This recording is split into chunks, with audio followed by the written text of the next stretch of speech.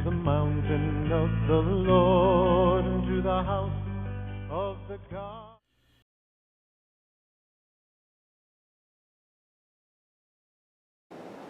Very sunny out today. Shabbat Shalom. Shabbat Shalom.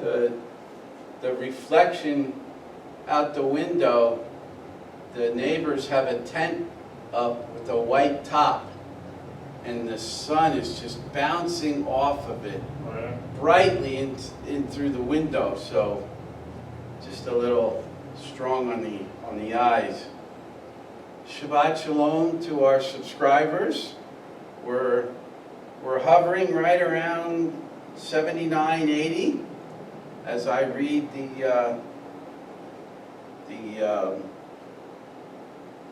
I don't know what you call it, YouTube channel statistics or whatever they tell you. I forget what it's called. But Subscribers. and we're getting hits on our Beit Torah and the straight and narrow way.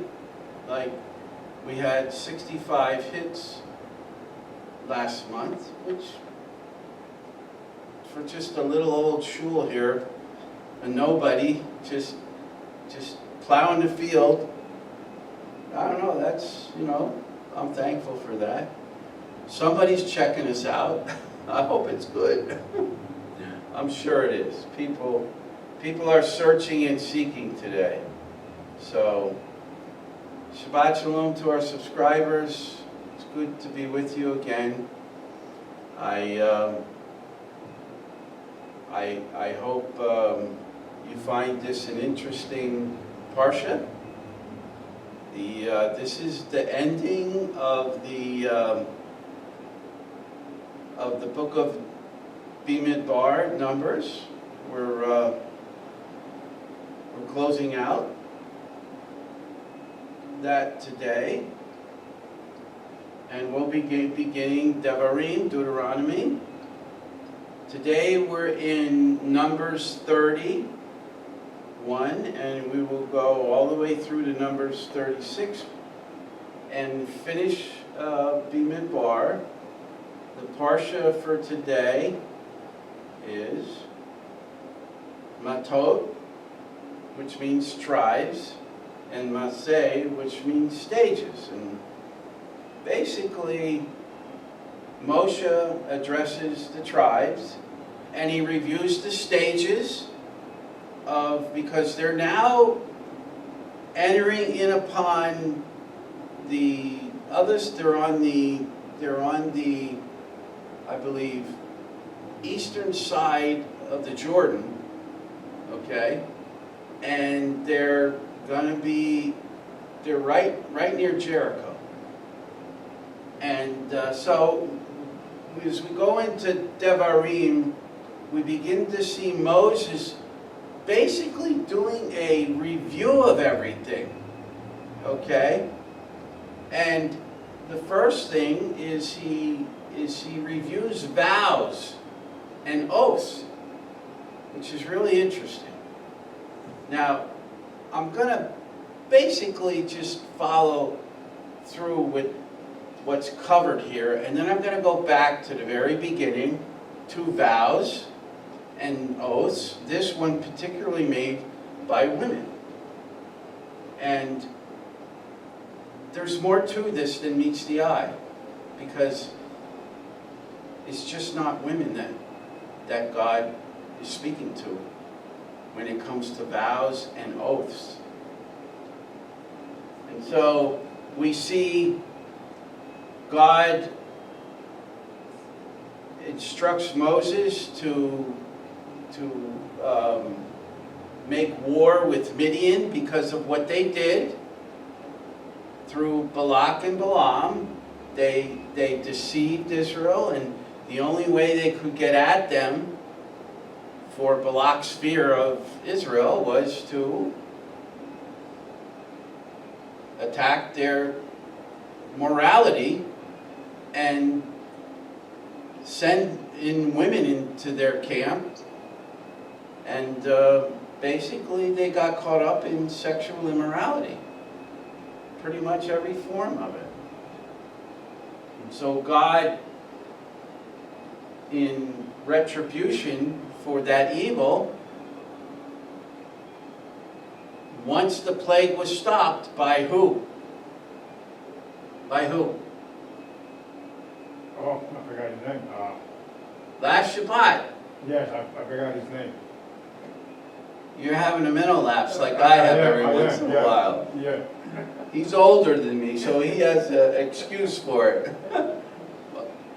About 10 years older, so if I'm 68, you can figure out the rest. But no, Phineas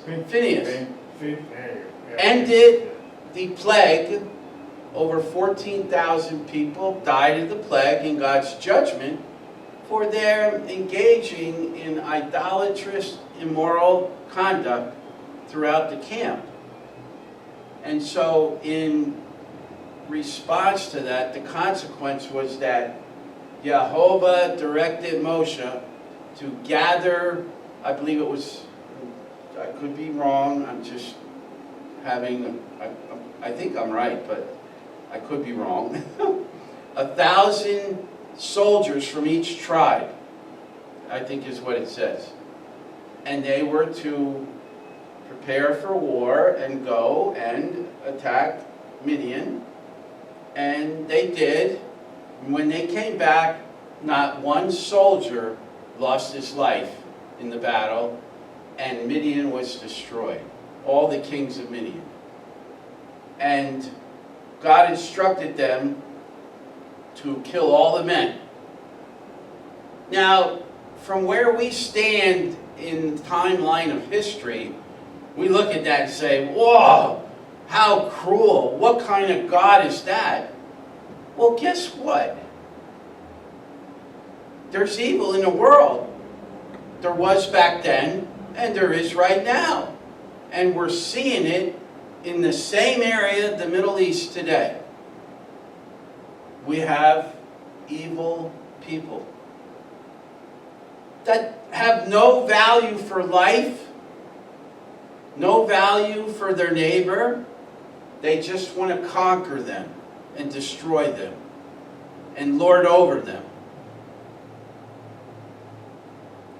Things haven't changed, have they? Okay? And so the psychological reason for that is God had to eliminate all the male, and I think male children, because what do you think will happen as they grow older? Their mothers are going to tell them what happened. And they're going to question, well, where's my father? He says, well, he was killed in the Great War. And what's that going to stir up in them? Anger, revenge, vengeance.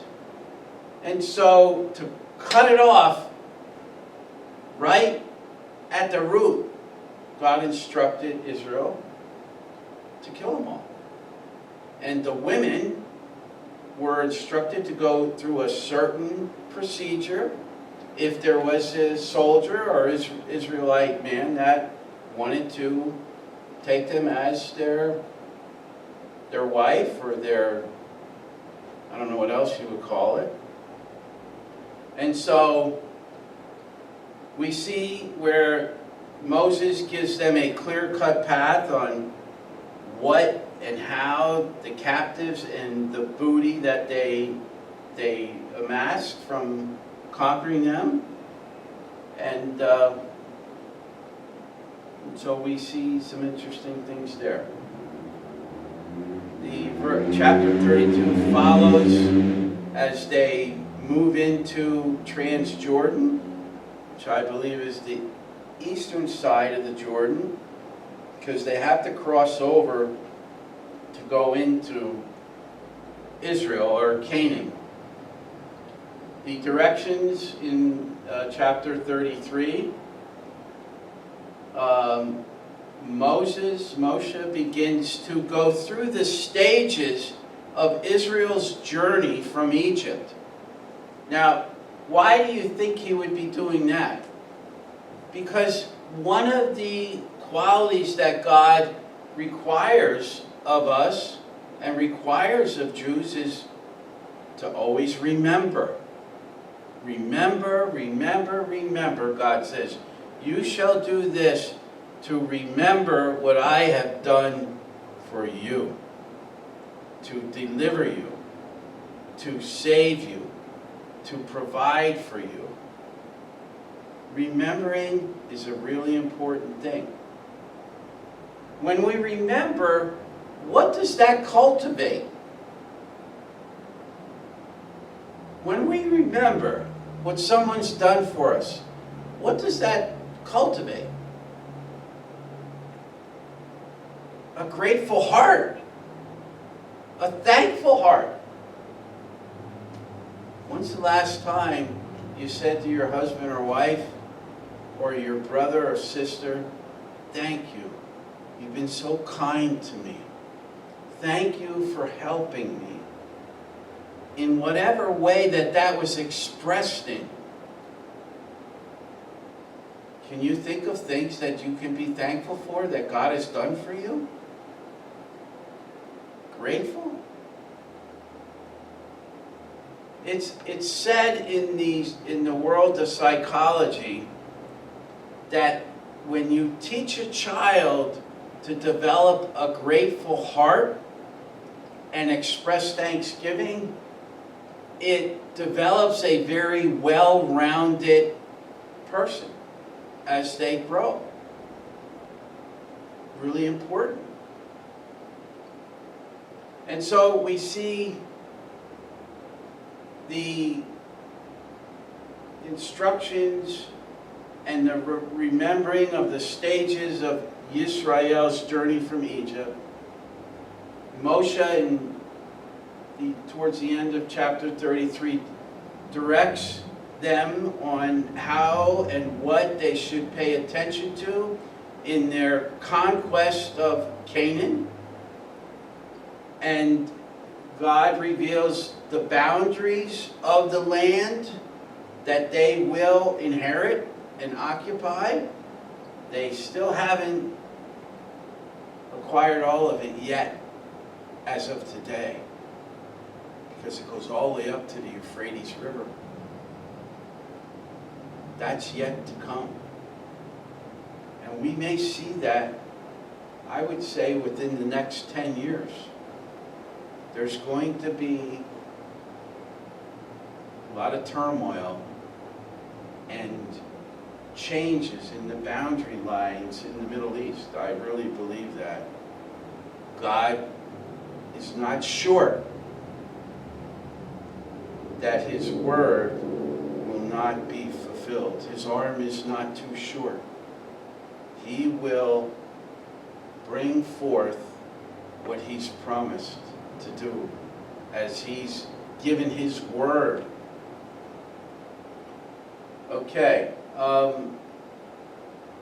He addresses the tribal leaders on the handling of the Levites' lands by the cities, where the Levites, what they should possess to live, the setting of the cities of refuge for someone caught in a crime or a murder or a blood revenge. And then we close with the marriage of female heirs. So it ends with marriage of female heirs, which is a vow, and it begins with vows made by women. And so let me begin here. It says in chapter 30, verse 2, "Then Moshe spoke to the heads of the tribes of the people of Israel. He said, 'Here is what Yehovah has ordered. When a man makes a vow to Adonai, Yehovah, or formally obligates himself by swearing an oath, he is not to break his word, but is to do everything he said he would do.'" And then, so we do have here the guidelines, the order, the boundaries for a man and a woman when taking a vow. Because it says in verse 4, when a woman makes a vow to Jehovah, formally obligating herself while she is a minor living in her father's house, then if her father has heard what she vowed or obligated herself to do and holds his peace, then all her vows remain binding. And what we see here is that it's illustrating, again, the guidelines. Whose authority is she under while she is in her father's house? Okay? And once again, why is that? Well, because the father is the covering. I have 3 daughters. One of them's married. And the other 2 are in the process of, it'll come soon. One of them actually, I have the 2 of them are married. She just got married, and that's, sounds a little strange that I didn't remember that, but it's because she's in South Korea.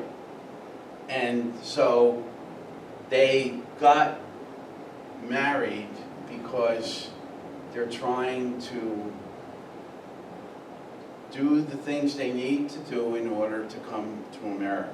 So, and I gave them my blessing. They've been dating for like 6 or 7 years. They've lived in their own apartments for that time, have been very responsible. And I talk to my daughter every Sunday. So I've been talking to her on Facebook for the last 7 years, every Sunday morning. And to her now husband. And so I'd say I developed a good relationship with them, as they did with me, and they're a wonderful couple. And so, but see, she is under my covering, under my authority, the one who's to protect and cover her. Okay? And so we see that illustration here, that there's a time that a daughter is under her father's authority and covering. Just like, isn't that interesting? So if you have a good father that operates walking according to Torah as a covering and as an authority in the household, do you think it'll be that challenging or difficult for a young woman to come under the covering and authority of her husband? Should be practically seamless transition, because she's lived it. Unfortunately, our culture militates against those fundamental principles. But this is God's way. And again, I go back to what I mentioned last week. It says that in Genesis 3, I forget the exact verse, but your desire shall be for your husband, and he will rule over you. And God said that's because you were deceived. So this is the order from Gan Eden, which I believe that Adam and Hava were co-equal partners in carrying out God's instructions in the Garden of Eden and naming everything and taking care of the garden. It's I don't know, it's pretty clear. But when Hava was deceived, had the world's top salesman there trying to sell her, and he sold her. And where was Adam? I don't know. That's a big question. Should have been right by her. But it's because she was deceived that God said that He will rule over you. So we see that carried out in this Parsha of Mattot in the beginning. And it illustrates the reality that in our world, in our relationships, we have vows and oaths. Now, what are they? What's a vow and what's an oath? And what's the difference between them? Really, what is a vow? Is there another word you could use to describe it? When you take a vow with your new bride, what are you doing? You're making a commitment. It's another word, vow, commitment. To your spouse, to your husband. When you make an oath, you're still making a commitment. But what's the difference? Well, let's look at what the definition of a vow is. It's a solemn promise.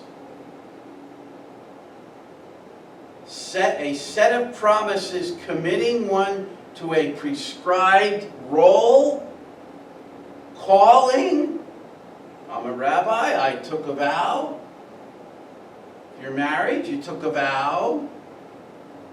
A prescribed role, calling, or course of action, typically to marriage or a monastic career, which we could say a monastic career could be a vow of celibacy. Okay? Or what was the other ones that are mentioned in the Tanakh? Eunuchs. Okay? A eunuch took a vow to be dedicated fully to God. Basically married to God. And solely, his whole life was committed to doing God's work. Okay? And so, a vow, we see, is a promise and a commitment to act a certain way. Now, what's really interesting is that word vow, okay? Did I put that in here? Okay. I think I missed it. Okay. Yeah. I didn't put in my notes the Hebrew word for vow. Okay.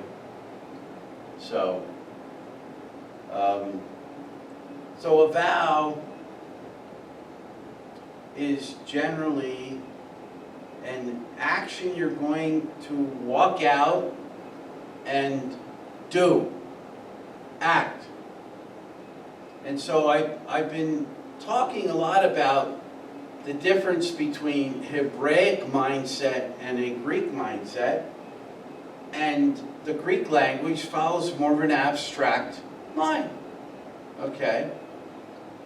Like, what's the concrete of the word love? There really is none. It's a feeling, it's abstract, it's kind of, you describe it. The way it's been put to me is, Greek is like this. If you have a pencil and you want to describe it in ink, in Greek, you would say, well, it's yellow, and it's got dark ink that when you use it. So that's more abstract. The color yellow, it's got a reddish eraser. In Hebrew, you would say, it's a writing instrument. It's what I write with.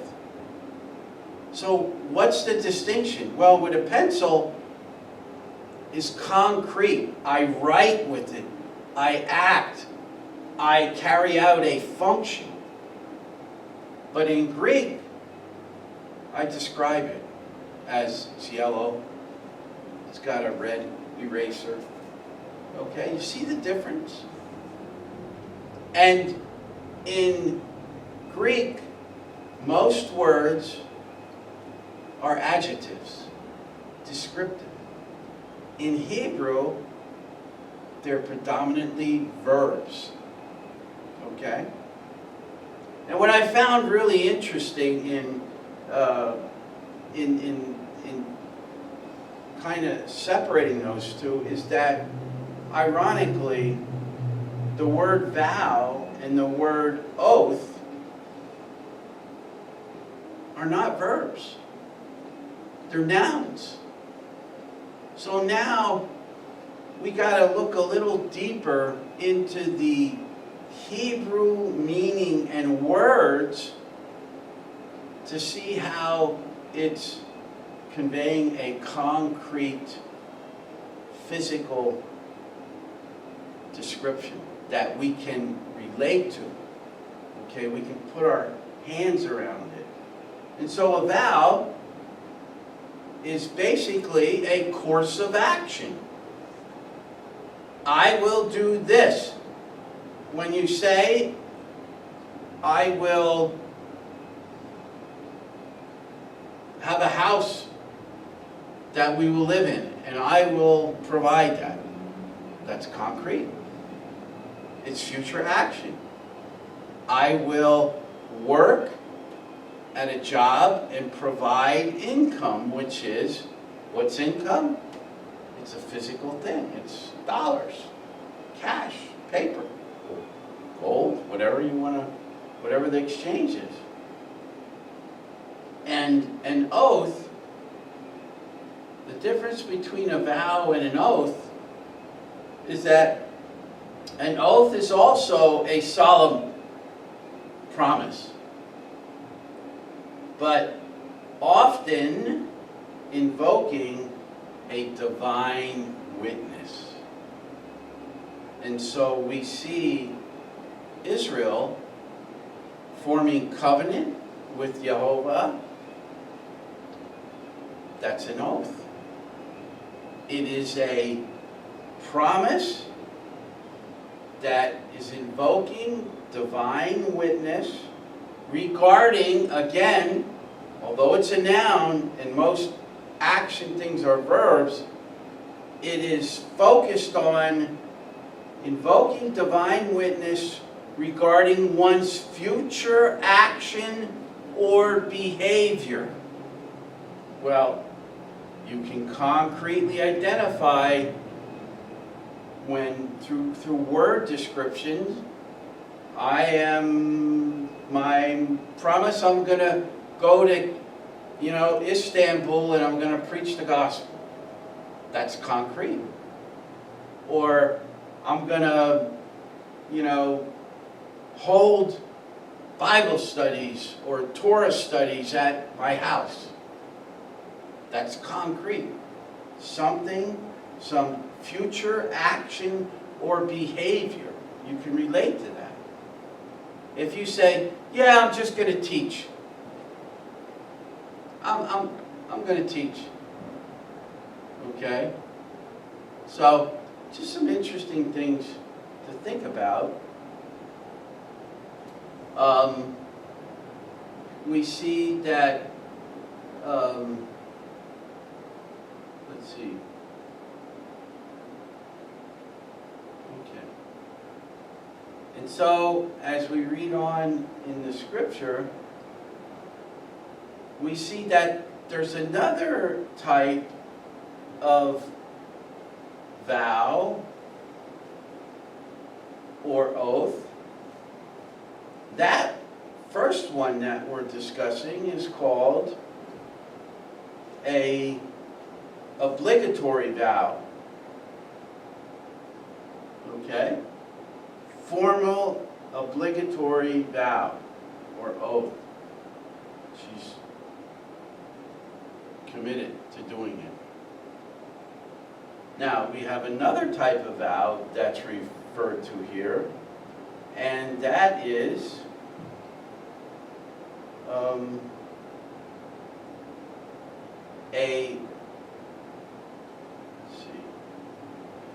a rashly committed vow or obligation.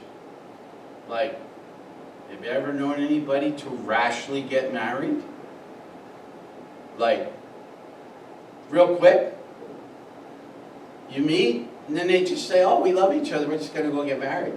Is that a rash decision? Okay? To speak rashly or thoughtlessly, the Hebrew word there is batah.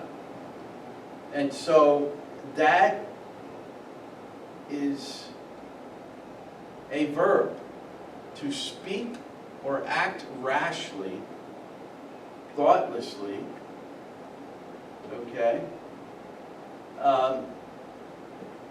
The primitive root, or the root where that word comes from, is batah, or batah, which means to babble, okay?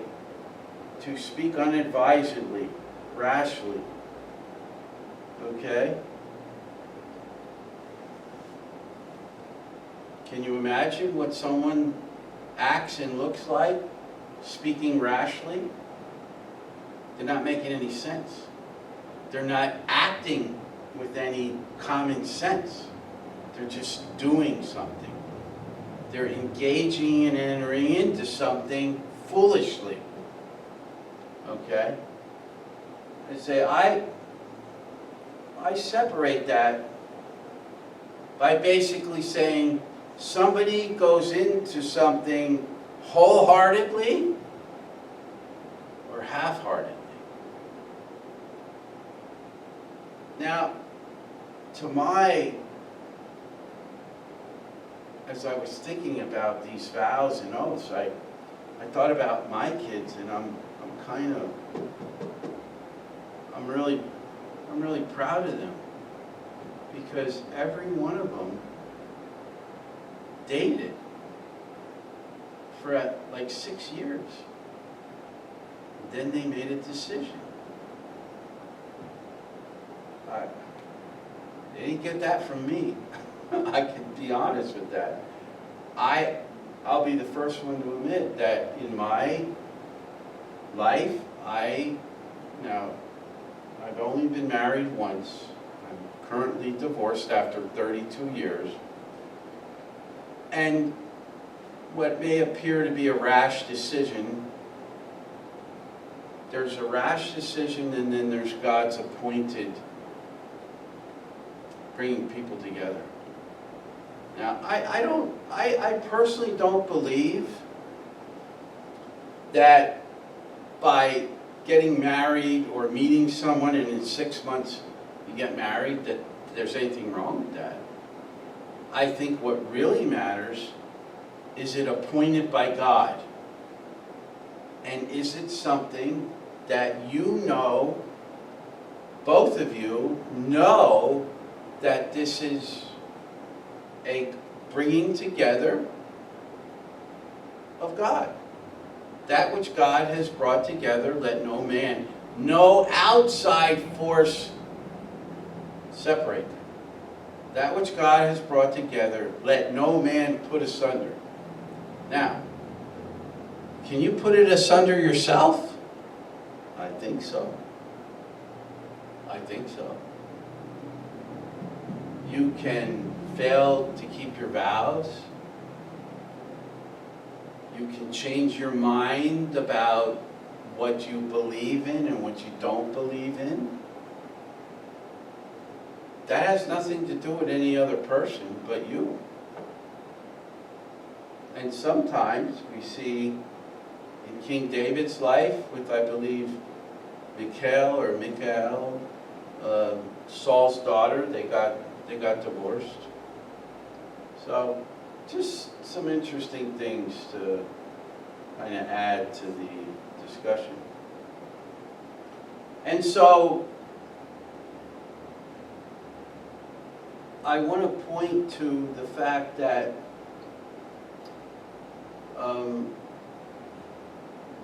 who are the godly men that you can think of who made vows and oaths and who were wholehearted?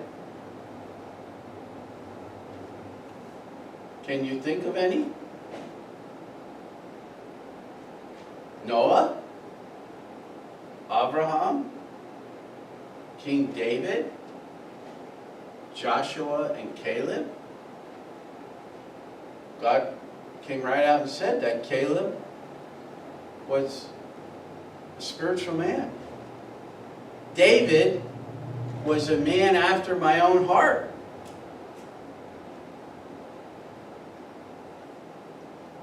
And so, you see, our mindset in the current world, which I see predominantly across our culture, is that people get married and their mindset is, if it doesn't work out, we'll just get divorced. It's so easy. What happened to working through it? I have a book by, can I think of the name here? Youngkin, I believe. But they're the husband and wife psychiatrists, marriage psychologists. And after 15 years, they just had issues.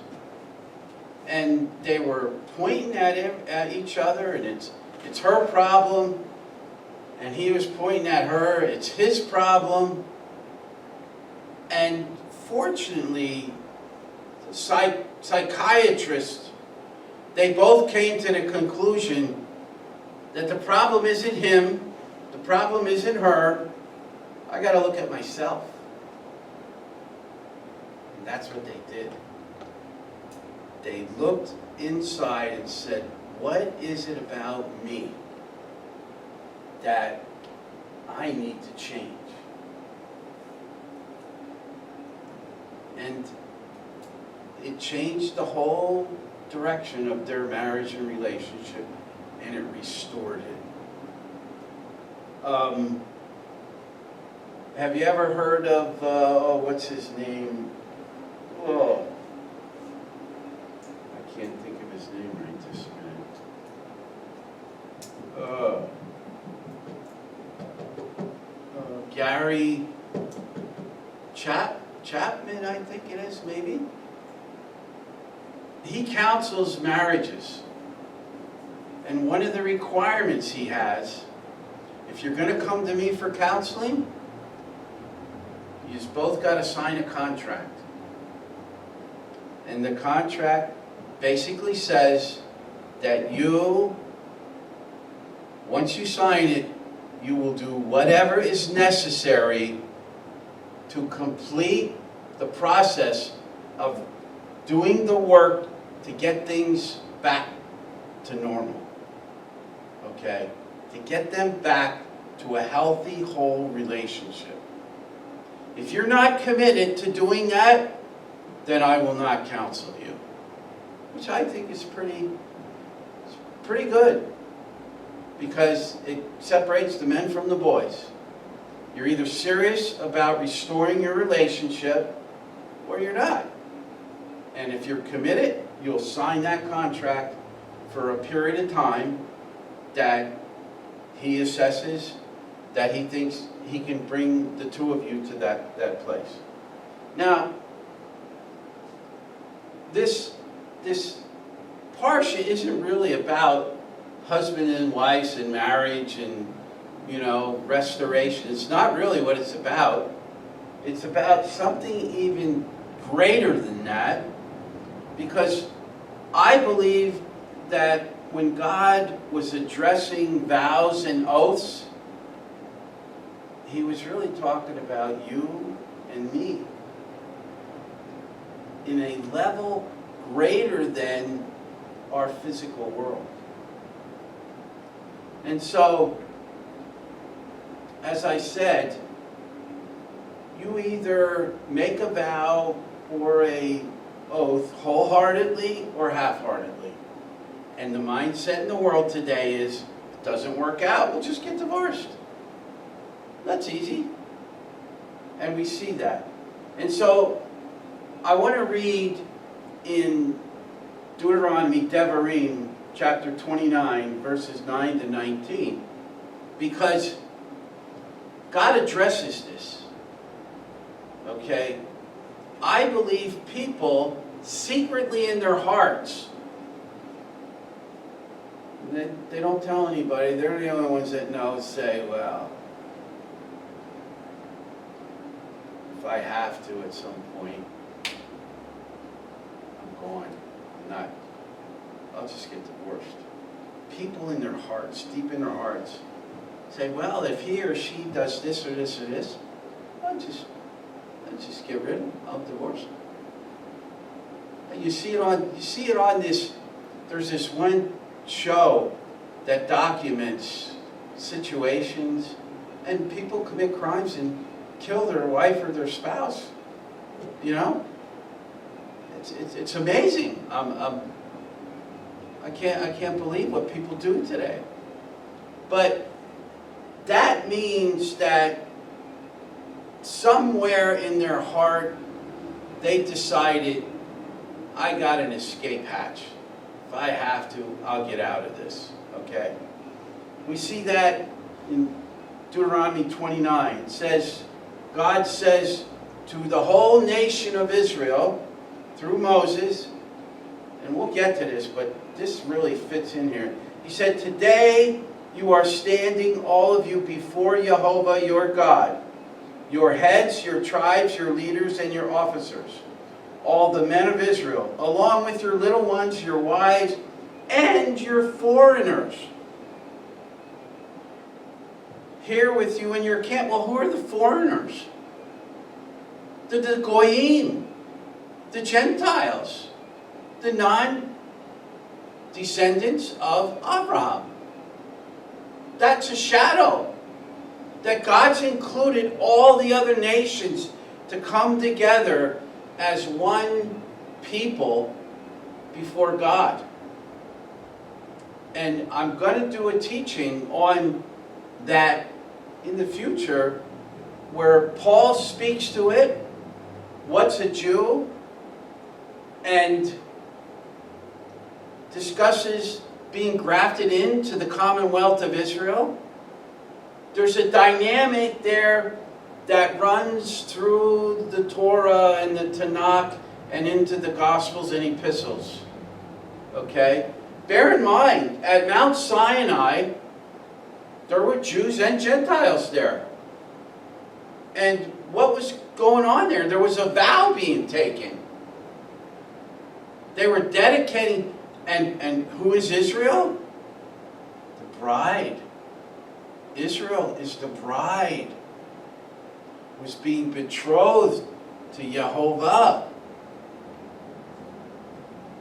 I want to add another thing. If you're a believer in Yeshua and you follow the stream that shows whether a Jew or a Gentile becoming part of the bride of the Messiah, you're grafted in. You become a part of the family of Israel. And so, that means that you partake of all the things that are in the covenants. And you, as the bride, the believing community in Yeshua, who Yeshua is the visible image of the invisible God, the Word made flesh. He's part human and part God. Okay? Well, where in that, you see, it doesn't have to be a physical thing. It's a spiritual thing. Okay? God manifests in the natural realm the elements that originate in the spiritual realm. And so, if you're a believer, you're part of the bride of Yeshua, Messiah. And so, when you chose to believe, you took a vow. You vowed your life to Him for Him having given His life for you and giving you access to relationship with the Father. And so that puts you in a place that you have a responsibility to do all the things that are contained in that vow and that oath. It's no different than if you married someone in the physical world, you took a vow, you have an obligation and a responsibility. No different. Spiritually, our relationship with God, with Yeshua, is the same thing. And so, I'm going to take that a step further. If you don't think you need to know the Torah or the mitzvot, Yeshua as your husband, you think he'd go for that? He's the one that said, if you love me, bride, you'll keep my mitzvot.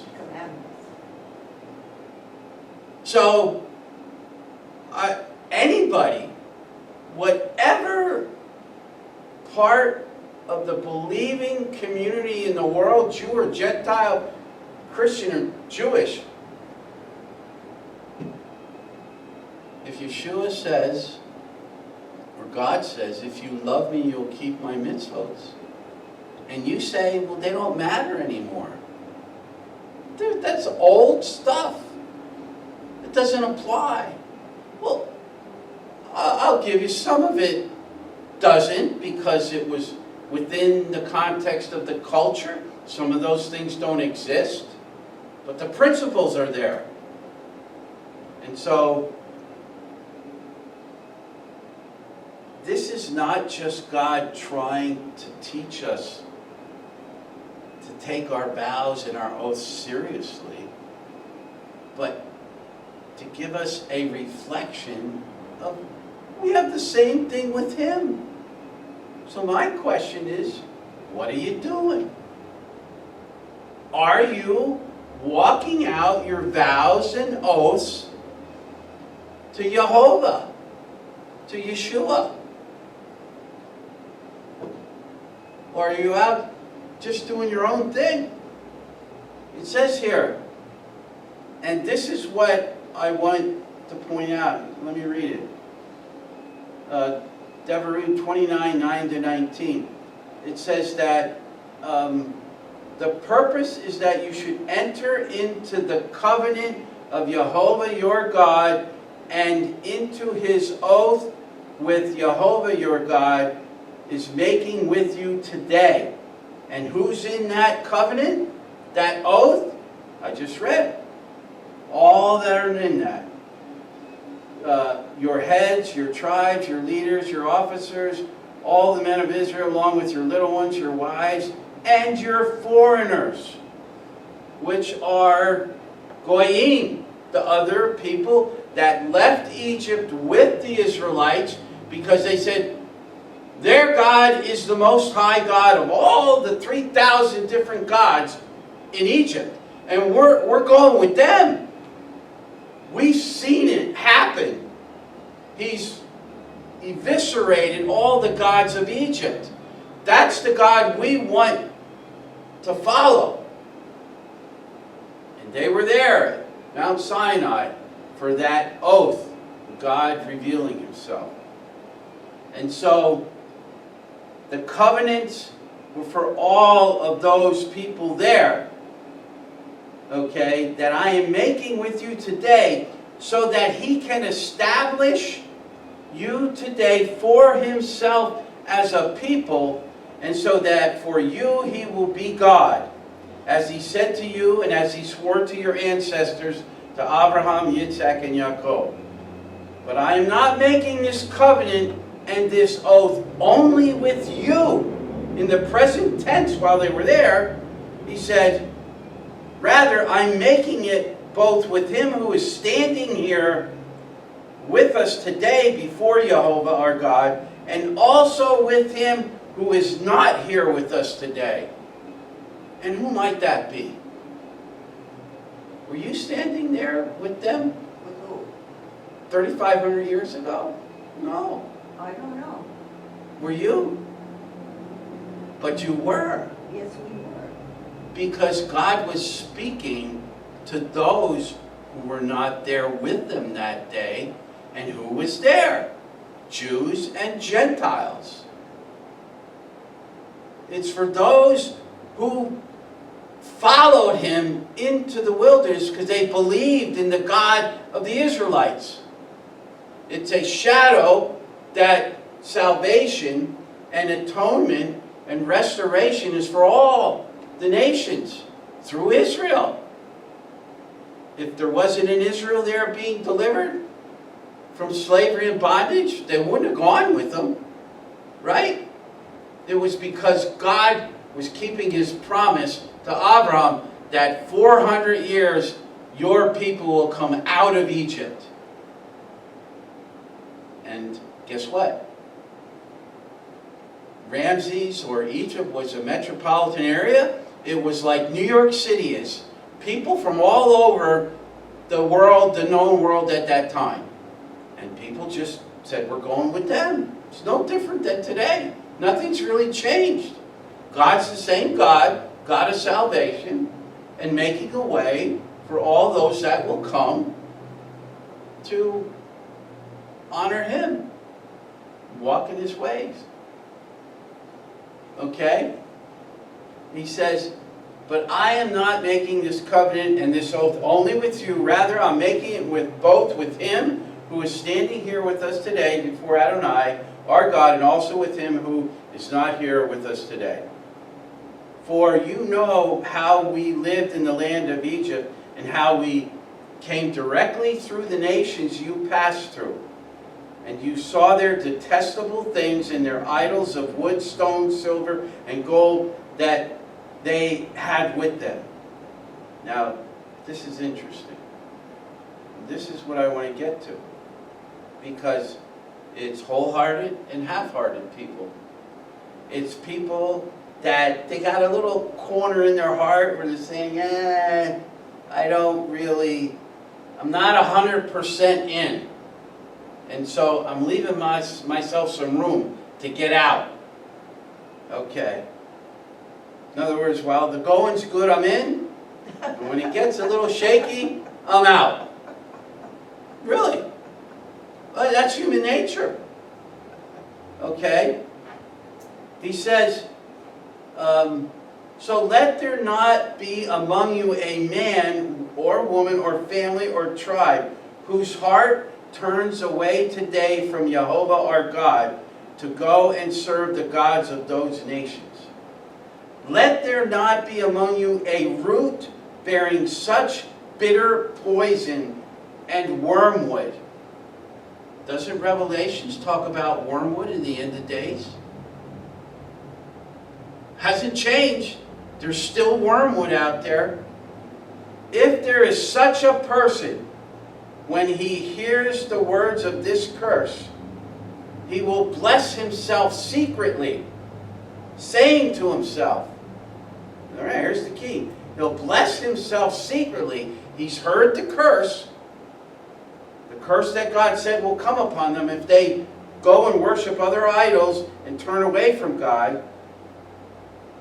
he will bless himself secretly, saying to himself, I'll be all right, even though I will stubbornly keep doing whatever I feel like doing. So that I, although dry, and in there it says sinful, will be added to the watered righteous. So they think secretly, by being sinful, that because they're just going along with all the motions, that somehow they're added to the watered righteous.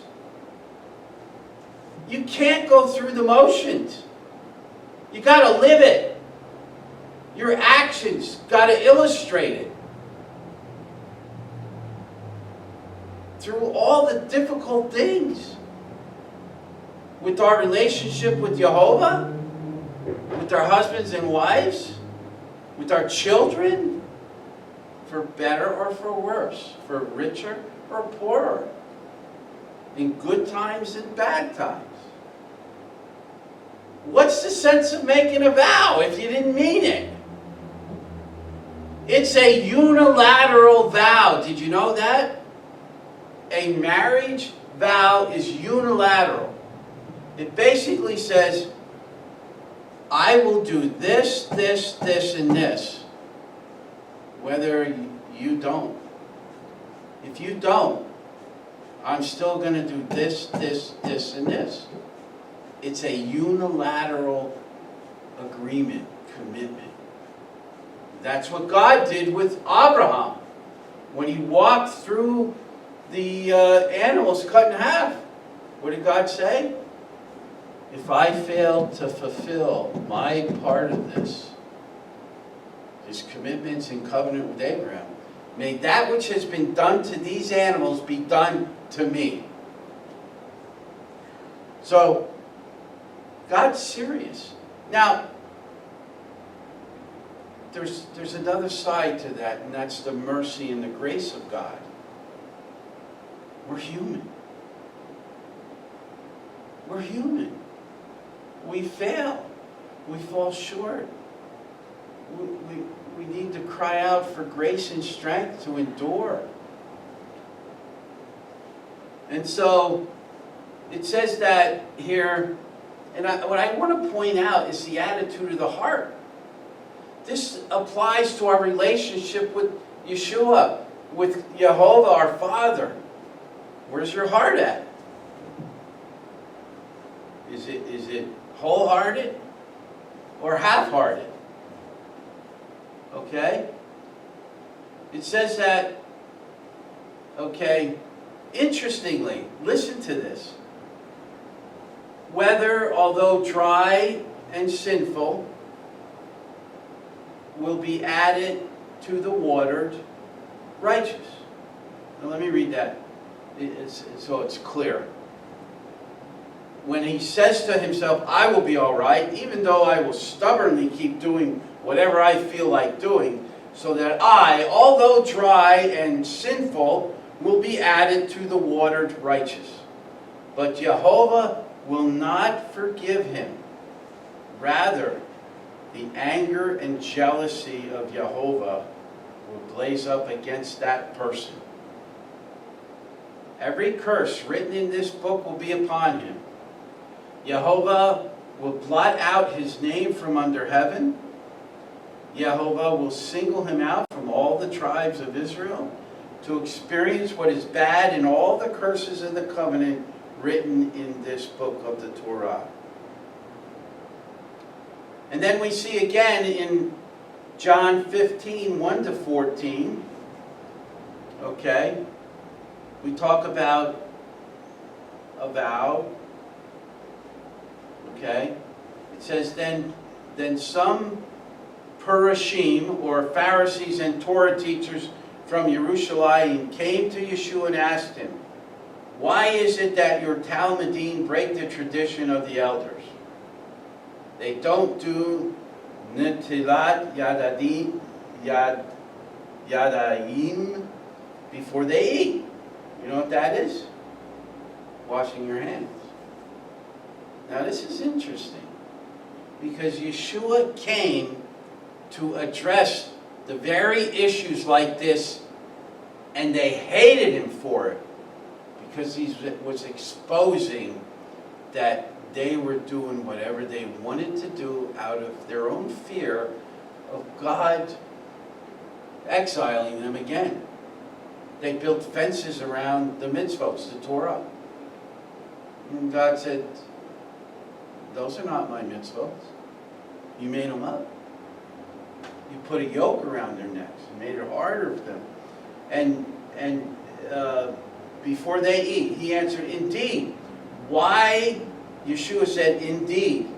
He said, why do you break the command of God by your tradition?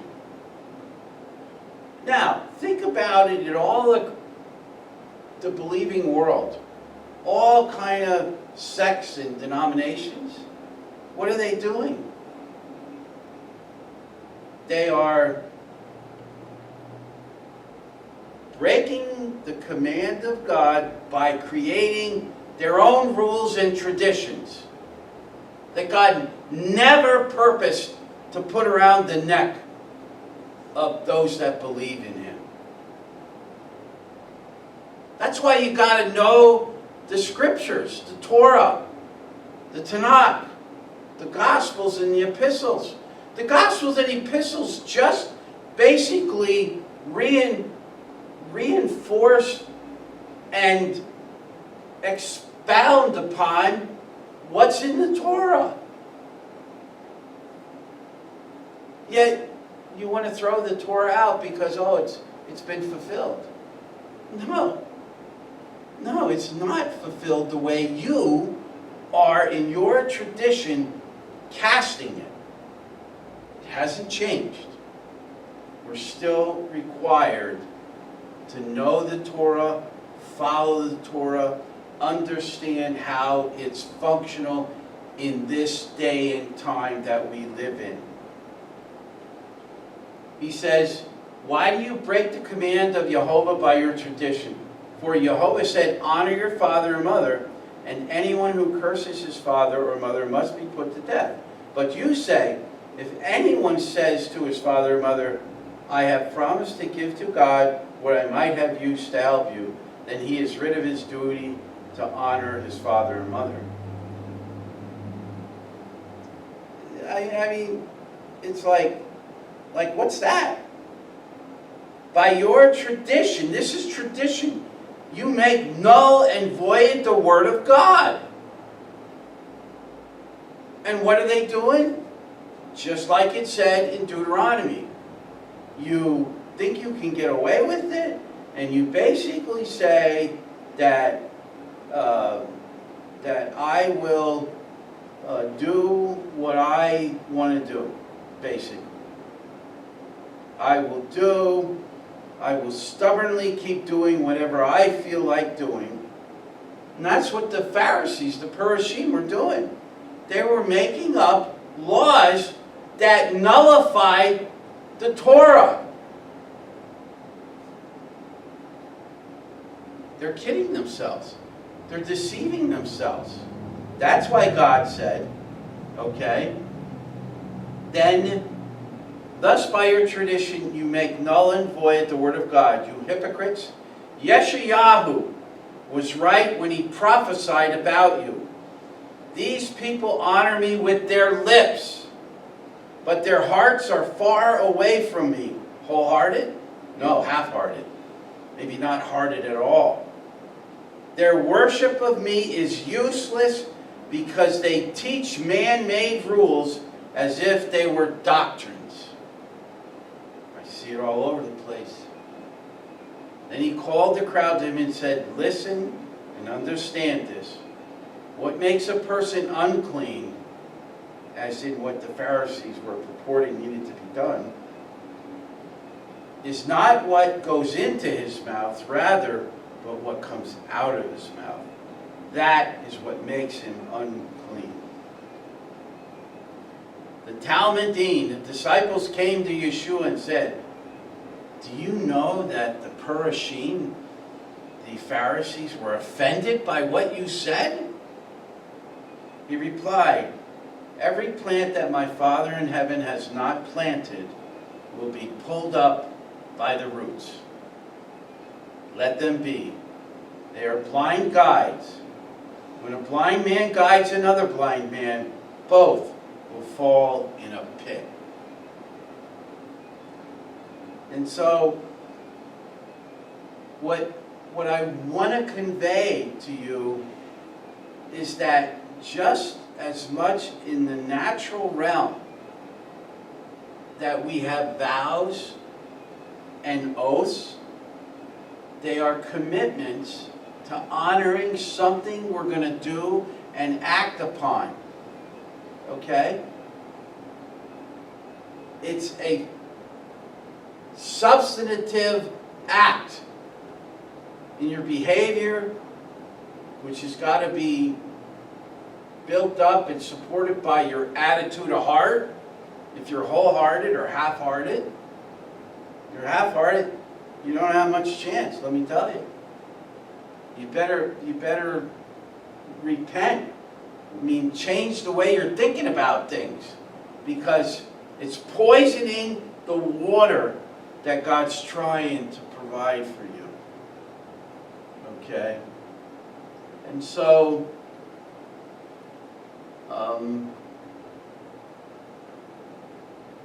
everything applies the same with our relationship with Yeshua. We say we're a believer, but we don't act like it. That's a problem. We say, oh, brotherly love, but you have nasty things to say to your neighbor all the time. That's not brotherly love. That's not loving your neighbor as yourself. You're breaking your vow with God, with Yeshua. When you give up on loving someone, Yeshua didn't say, love your neighbor as yourself until you can't put up with them anymore. He didn't say that. He said, love your neighbor as yourself. Do you want someone to give up on you if you're struggling with something?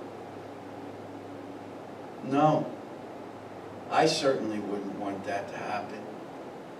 I am so thankful for the people in my life that never gave up on me. That's why I'm here today. I can't tell you the number of people that filled the void of not having a mother all my life. Even a father that was an alcoholic. They didn't give up. So, and I want to close with, actually, some of you may recall Joseph Dumond. He was here. We had an all-day teaching on, well, we had our Torah service, and we had a lot of, he did a lot of teaching on the prophetic chronology based off of the book of Daniel and Daniel 9 and the Shemitahs and the Jubilees, okay? And I just received a letter from him, a newsletter, and we're at a turning point in the unfolding of the end of days, is what he's saying here. We are at the 2,300 days are wrapping up. He said, as we stand just one day before the pivotal date of July 12th, 2026, the conclusion of the 2,300 evenings and mornings in Daniel 8, it is easy to feel overwhelmed by the sheer volume of prophetic detail. This week's newsletter lays out the full chronological framework from Daniel 9's 70 Jubilee cycles through the 2020 removal of the daily, I believe that's the daily prayers in Israel. Okay, I think that's what he means. He said, the 2023 abomination and desolation, which did happen, really hidden, people wouldn't recognize this, because it isn't like they think it's written in the Bible, okay? And the refining, he says, the 2023 abomination and desolation, the refining that begins this Sunday, and the escalating judgments that lead to 2033. If you remember his layout of all the Sabbaths and the Shemitahs and the Jubilees from the beginning of time, and where we're at, we are entering into, he has, when it's black, color-coded, that's when things get really bad. And we are entering into that phase, and it's ironic that according to the days, the 2300 days, they will come to an end tomorrow. And so he's saying that recent headlines, okay, so this is 2026. Add 7 to 2026. Where does that bring you? To 2033. And that is the time when Lucifer will be bound and put away. Recent headlines only underscore the urgency. Iran is now openly signaling its intent to pursue nuclear weapons for deterrence, emboldened by shifting international postures and viewing nuclear capability as essential for survival and ideological expansion. These developments are not random, but part of the beast system's rise and the refining fire already at work. Also, I want to point out a few historical facts. We warned about 2020, which was COVID, and it came as a worldwide event. Joseph Duman warned of that event, that we were upon it. It was upon us.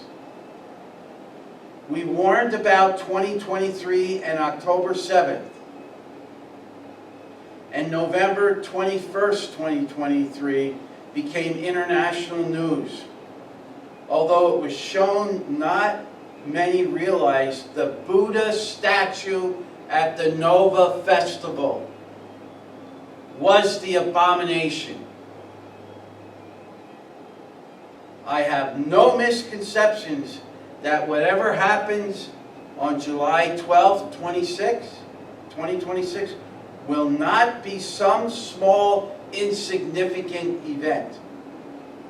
It will be international in scale so that everyone knows this day. Watch and pray. Jehovah is calling his people to understand, repent, and be made pure so that they can serve him in righteousness. The refining fire and fuller soap are intensifying, and what is yet to unfold, the witnesses' drought, the destroyer, the Eastern Army, and final judgments, all fits into the overarching purpose of purification and restoration. Take your time with this article, pray for discernment.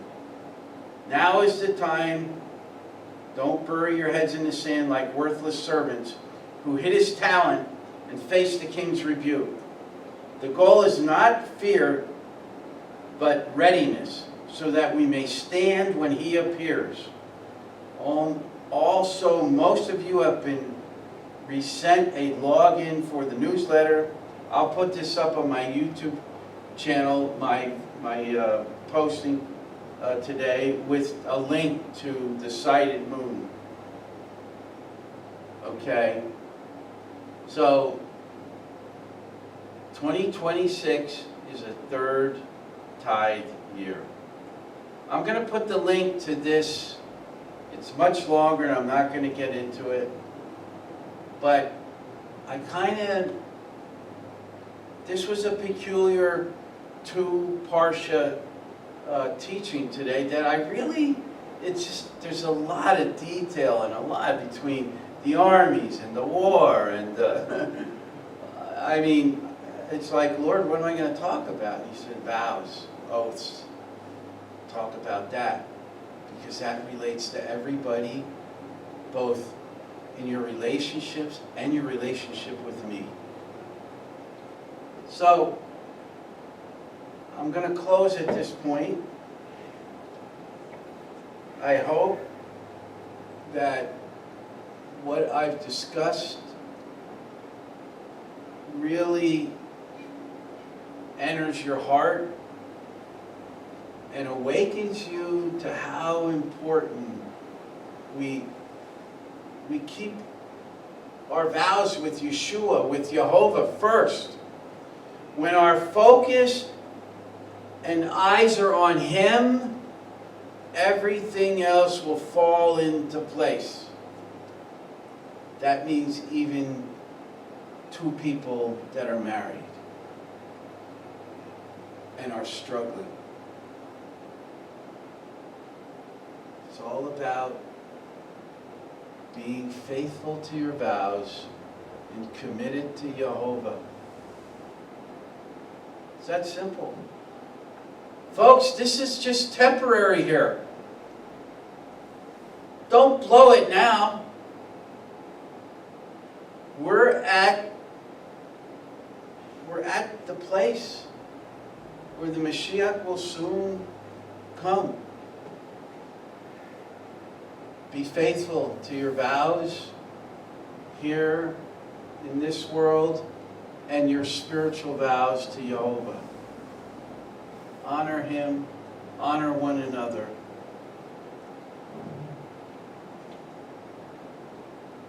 I pray that Jehovah gives you the grace and strength to endure and sustain you in this hour, that we may all be able to be caught up with Him in however it is that it unfolds.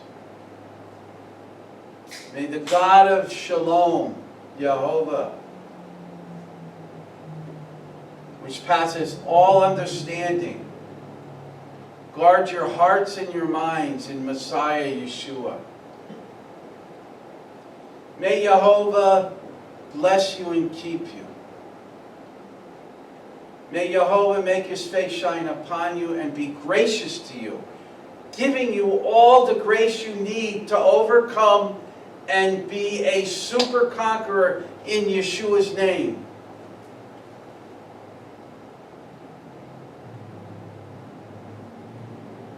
May Jehovah bless you and keep you. May He make His face shine upon you, be gracious to you. May He lift up His countenance upon you and give you His shalom. Shabbat shalom. This is Rabbi Moshe from Beit Torah in Schnecksville, Pennsylvania. If you've been inspired or moved or blessed or revived or given a clear-cut focus on what matters at this time in your life, what God is calling us to, if you're moved, we thank you for any donation or gift that will help us survive here and meet our commitments. But more than anything, we just bless you in Yeshua's name. Shabbat shalom, Shavua tov. Thank you. Have a blessed Shabbat. Shalom.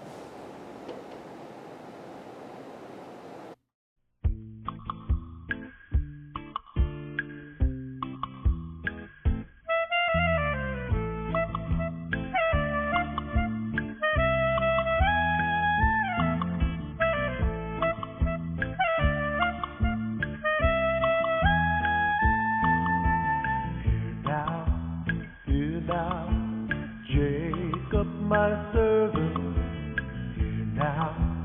Hear now, O Israel. It was I who made you, formed you